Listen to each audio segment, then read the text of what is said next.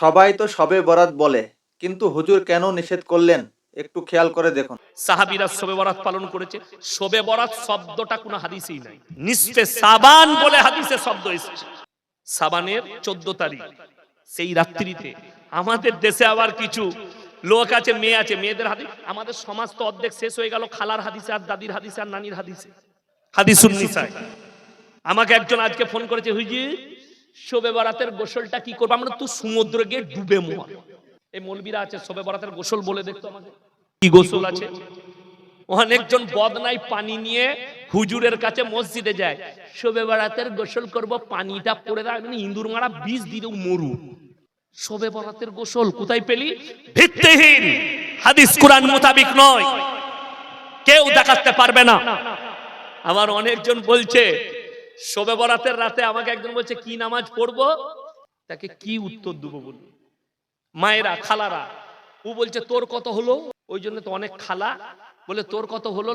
বলে আমার 82 চলছিল, কিন্তু ঘুমি ঘুমি নামাজ। শুনে নাও, 2 রাকাত নফল নামাজ পড়ো, নামাজের মধ্যে যেন জান থাকে। ফজরের সময় মুয়াজ্জিন আজান দিচ্ছে, হাইয়া আলাস সালাহ হাইয়া আলাল ফালাহ। এরা তখন বলছে ইমাম আর মুয়াজ্জিন তোরা দুজনা যা পারবি চালা, আমরা আবার আগামী বছর আসবো। ওয়ান নাই, বড় কষ্ট লাগে। শবে বরাতের রাত্রিতে, শবে বরাত শব্দটা হাদিসে নাই, নিসফে সাবান আছে।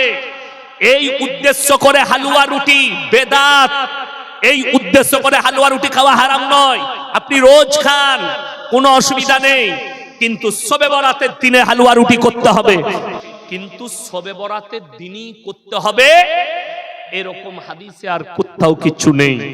এবং আগামীকাল শবে বরাত, যারা রোজা রাখবেন সেহরি খাবেন। আলেমরা আছে, নফল ইবাদতের জন্য তাকিদ করা যাবে না।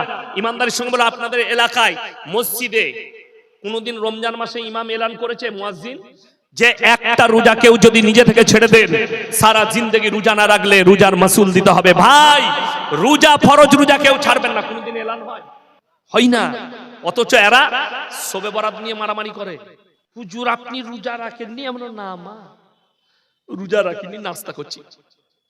বাবা, আমরা শবে বরাতের রোজা ছাড়ি না, আমরা রমজান মাসে বলছে বাবা 15টার বেশি পারি না। মানে তুমি কেলানি খাবে আর আমি জান্নাতে যাব। আমি রমজানের রোজা ছাড়ি না, আর তুমি রমজানের রোজা রাখো না, শবে বরাত নিয়ে মারামারি করছো। নাউজুবিল্লাহ, আল্লাহ মাফ করুন। আমার বন্ধুগণ, আমার ভাই, আপনাদের সকলকে অনুরোধ করছি, আপনি আপনার পরিবার কেউ নামাজ ছাড়বেন না। জোরে বলুন ইনশাআল্লাহ।